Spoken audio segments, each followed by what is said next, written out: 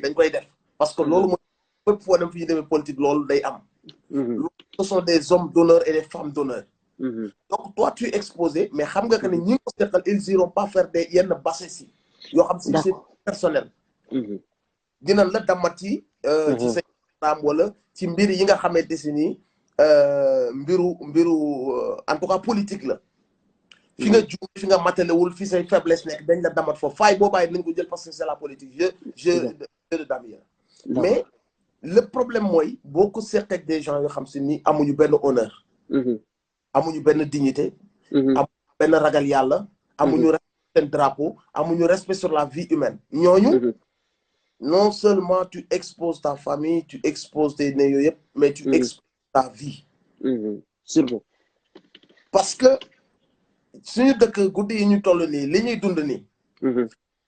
ñi ko créé. xam nañ ni ñi ngi teg ay bakkanu sénégalais yu bari ci xott. ki pare pour def des mbir pour teg bakkanu sénégalais ci xott boo fa nekkee di wax tu perds ton temps. Exactement. Parce que kooku il est ailleurs il a démissionné il est déconnecté de moom ak Dieu moom ak le respect moom ak l'honneur kooku il est dans c'est-à-dire que kooku il devient dangereux. ki gën dangereux ci àdduna mooy ki sóoratul diggante mook yàlla.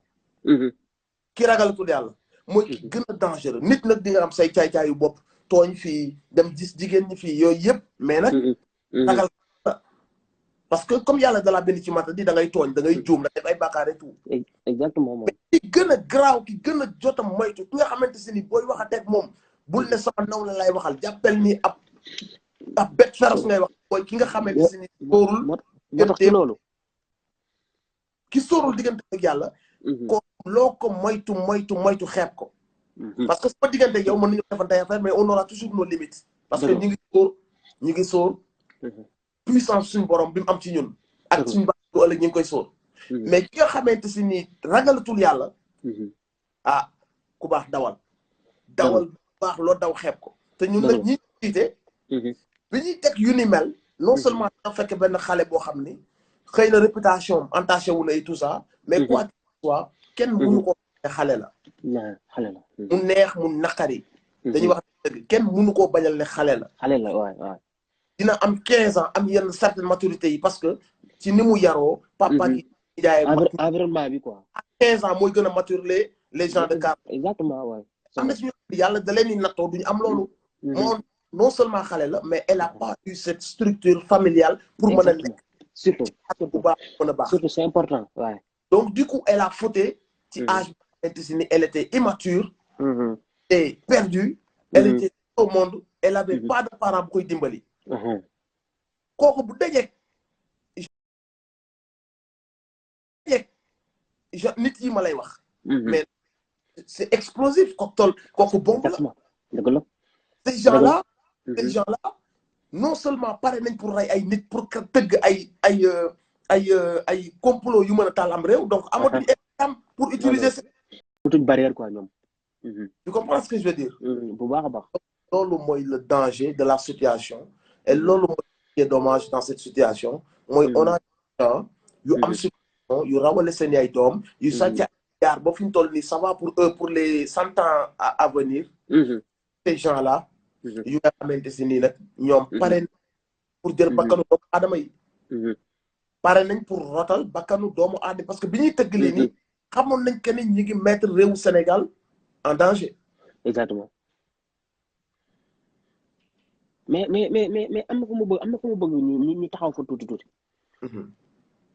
parlant de nga am adversaire nga xam ne carrément ni xam liñ naan nit ku amul lu muy bañ ku amul lu muy rus amul lu muy jomb c'est-à-dire nit koo xam ne sa waay amul limite c'est-à-dire yi la tënk yëpp tënk ko kooku nan nga mën a muccee ci moom nan parce que aussi quoi que l'on puisse dire même bu demul woon foofu di faju te dinañ fa ñëw mais tey jii Bassirou Diomaye Faye wax na ko ci interview wum keroog bi mu def nee na bu demul woon foofu di faju tey jii bu demul ci ay góor di ko maase mën nañ koo taxé de góor ci kenn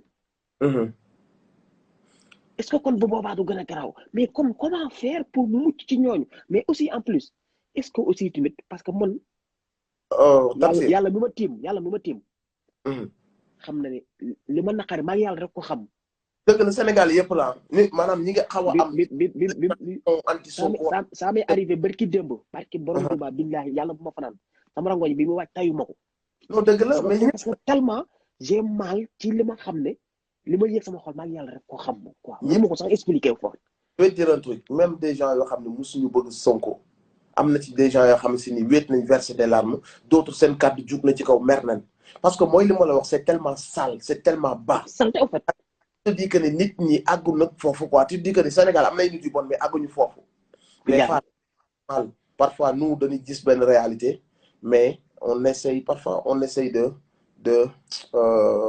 def benn déni xam nañ kenn on a mais parfois day mën na benn affaire booy jéem a du mooyu bañ ko gis lu ne fàng ni say kanam chaque jour ñu sàcc fi ay xale yu ndaw dëgg la chaque veille des élections ngeen commencé ay nit yu ñuy enlever dëgg la kon xam ngeen société bi ngeen am exactement xam ngeen que ni ñi tueur en série yam États-Unis tueur en série yam France xam ngeen ni ce sont ces mêmes gens là am na si suñu biir société il y a des gens capables de tuer des petits xale yu ñuy sàcc ñu leen ludul parce que ay sacrifice a tax wala bu lul loolu ñu jaay seen ay organes wala ñu jàpp violé ba ñu dee ñu suul leen kenn du leen gisaat mais wala mu ngi suñu société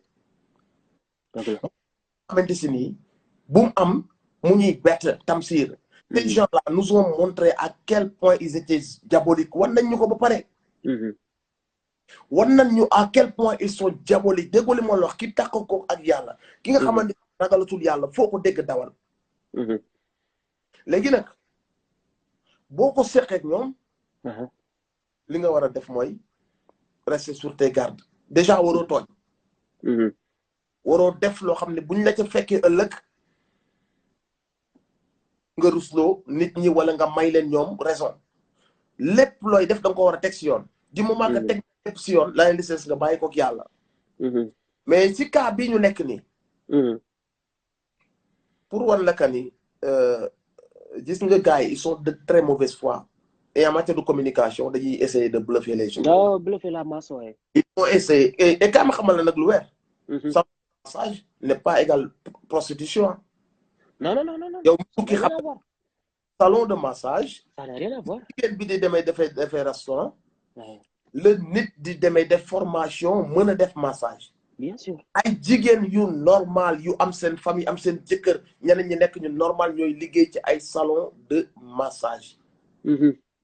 loolu dafa bokk ci àdduna foo dem ci àdduna bi am na nañu bàyyi jël ay jigéen yu am seen liggéey bu normal di ci gagné seen daan seen doole ñu dem ci jigéen ñooñu bëgg leen diaboliser.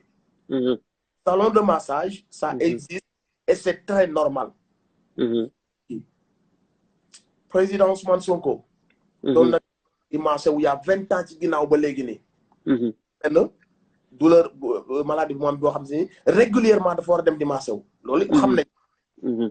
parfois kenn ne la waa mais gars yi kooku noonu bi mu am na jabar lu muy wut salon de massage. mu leer kii il essaye d'oublier. ne salon de massage yooyu dañuy def ay formation pour mën a def massage tonifiant wala massage nangam sangam dañuy def ay formation pendant ay semaines wala weer pour mën a apte pour liggéey ci affaire yooyu noonu. massage yooyu suñu jabar yi ñu ko mënul. suñu jabar yoo xam ni bés rek lañ mën bu ñu la dee massage dañ lay gaañ parce que defuñu formation bi. bés ak massage ça fait donc képp koo xamante si ni yaa ngi dem ci salon de massage yi na gars yi bañ a def seen bopp yi ne càggatu moo la fa yóbbu. surtout. bërëb gàllas foo dem am na ay salon de massage yoo xamante si ni gars yi dañ cee rax lu ci bokkul. am na. mais boo nga def say déduction rek parce que lii moo lay enragé nga saaga toutes les masseuses boo ko defee yaa ngi tooñ ak les masseurs parce que am na góor yi massé. am na ñu xamante si ni ci la seen wërsëg li ñuy dundale seen doom ak seen njaboot foofu la nekk. exactement.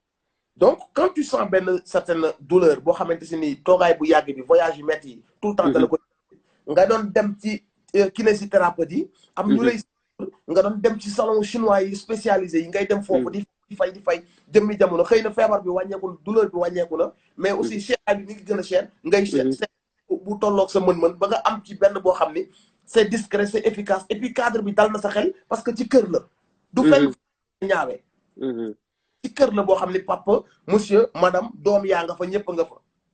donc automatiquement suñu waxantee dëgg tu vas te dire que ni ak cadre bii de. xel mu dal nga fay dem. au moins en plus surtout bu fekkee ki la ko conseillé ku la xam la. du ma dem bu fekkee ki la ko conseillé ku la xam la ku la jege la. ki la ko conseillé c'est-à-dire lépp dafa dajaloo pour ñu comprendre ñi bëgg a comprendre. waaw ma ñi bëgg a saa. ki nga xam ni dañuy man daal dewuma ci ay affaire u VIP wala salon yoo xam ni. mais aussi kii la.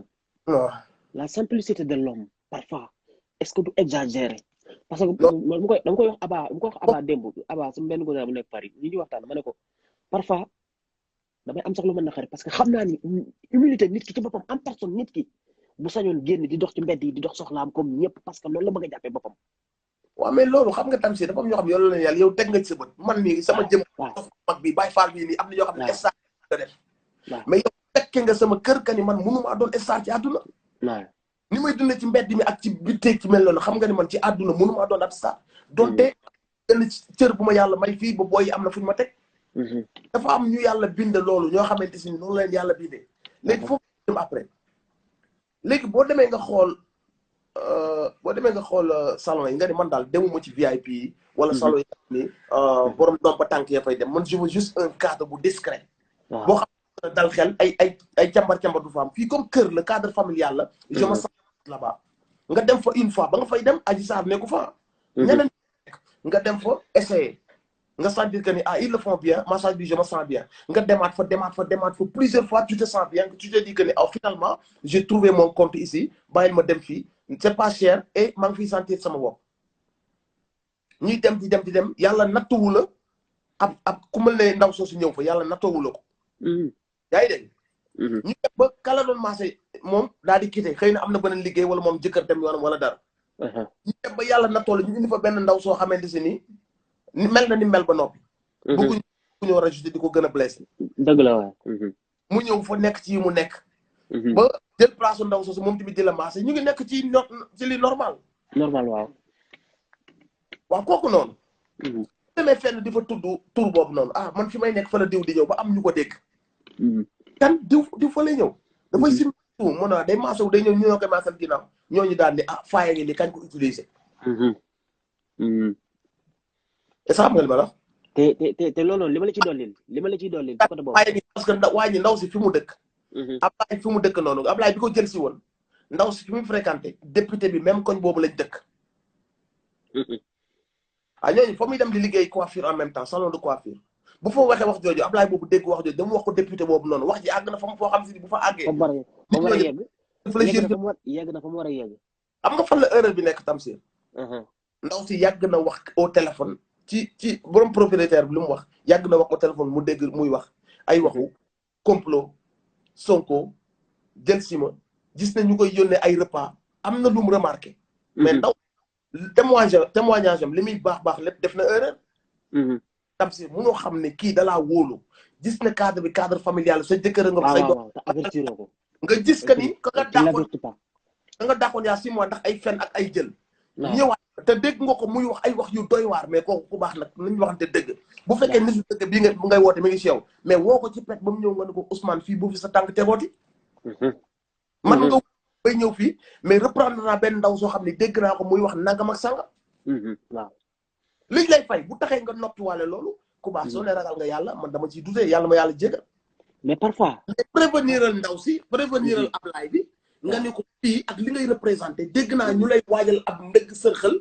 te ki ma dàqoon xam jikkoom ba dàq ko moom laa dégg muy wax nangam ak sangam mais prévenir ko nga defal ko Sénégal yi ak ko combat bi muy porté ak li muy représenté nga waxal ko du yow nee nga yàlla rek nga ragal te nit dëgg nga mais prévenir ko d'accord naa ak yow boo ko noppiwaale erreur lay doon alaaji mooy beneen erreur bàyyil ma wax ngir yàlla erreur bu magee ngi noonu bu ndaw si def d'accord xam nga beneen erreur bi mooy lan Ousmane li nga wax sànq dama lay wuyu ci si loolu parfois di nga ni bugguma doon lii waaw di wax modestie taalibe et tout ça mais il faut parfois nga nangu sa mission li yàlla namm si yow da nga ko war a loo modeste yonent bi sallallahu alayhi wa sallam bi muy wax ne man maay ngën ki mbindeef ci làmminam waxu ko pour bàkku waxu ko pour rëy da ko war a wax parce que lii la yàlla namm ci moom malgré li muy modeste lépp il fallait que mu wax ko donc yow bu la yàlla defee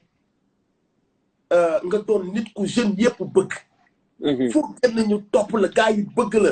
nga wax ñu nga jëf ñu gis nga wax ñu teg ci seen bët. lañ doon jàmbat lépp ñu gis ko ci yow nga porté benn espoir bu toll nii yee nii mais. il faut que nga nangu ko ne lii la yàlla nangu ci yow nga doxee ko. loo modeste mënatoo doxee jëfinu ko modeste. mënatoo àndee mënatoo comporté woo jëfinu ko modeste. c'est-à-dire que ni changer bi ngay changer comportement c'est pas question que léegi da ngaa rëy wala star nga. da nga ko war a def parce que li nga yanu moo ko laaj. donc Ousmane foofu la defi faute. il a été victime de sa propre bonté de sa propre modestie. exactement loolu laa doon expliquer sànq. donc là xam nga victime genre loolu on peut tolérer comme quoi que ni baax kase moo tax waa ji ne man wëruma VIP man wëruma fu gars yi daje man je veux juste benn affaire bu discret xam nga loolu baax a tax ni di ko def ak modeste. mais dama ni Ousmane fu mu jaawale mooy modeste. ak nangu jël posture bi yàlla namm ci yow. jeunesse bi yëpp jox la ko. loolu ak modeste c'est différent. soo nangoo ci biir amam ne lii la yàlla namm ci man boo yii yëpp man maa leen di représenté war naa xam ka ni kon fépp fu muy demati ça doit être sécurisé à mort. ouais. ça doit être quoi ça doit être sécurisé à mort. d'autant plus que xam nañ ñu ko seqal te li gën a graaw mooy. waxoon nañ ko ba mu dugg ci noppam. comme quoi que ni fi ngay dem di fa fajoo dégg nañ fa ay ndangam ak sangam te ñi ko wax ñi ngi intérieur ak faneen. dëgg la loolu je suis d'accord. bañ wax mu ne comme defuma lu ñuy tere. mën nañoo nax te kenn ña fa nekk mu def lu ñuy tere. exactement. loolu kenn d'accord ci je vais dire un truc gis nga on essaye de jàll ci cadre bi pour régler suñuy compte ñun après. waaw dañuy bàyyi ba jàll ci tunnel bii nii mais après dañuy toog régler suñuy compte ñun mais amul benn nit bu d'accordul que ni le président il a fauté foofu noonu. dëgg la. ba ñu demee ba ay renseignement wax la ko ñu nekk intérieur wax la ko. ñeneen wax la que ni ña ngi la fay waajal mbir. ak loo wóolu sa bopp. yeneen sax ay nit créé nañ ba un jour ba indi benn genre ak yeneen fi muy toll yëpp sallallahu alayhi wa sallam ba indi benn genre xel ñaar ci moom ak jabaram. ak fi yeneen toll. kon yow war ngaa xam ne loo jub. say ennemi boo xamee ne fa ngay dem dañ la fay piégé. loo jub.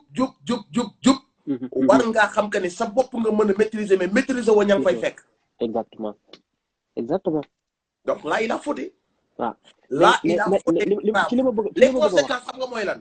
waaw les conséquences mooy il a continué à baisser sa garde.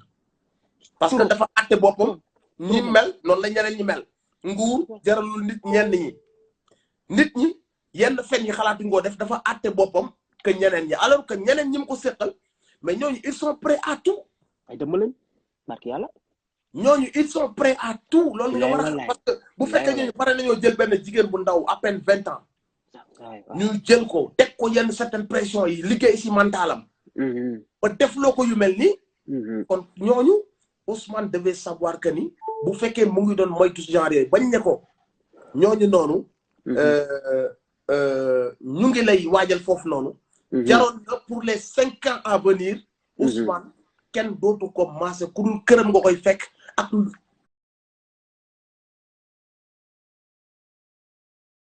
ce que ça coûtera. ce que ça coûtera tout le monde mettra la main à la poche. pour que ñu koy fekk këram. comprendre nga. loolu mooy bu ñu doon reprocher à Ousmane loolu kese lañ koy reprocher. 1000% d'accord avec yow.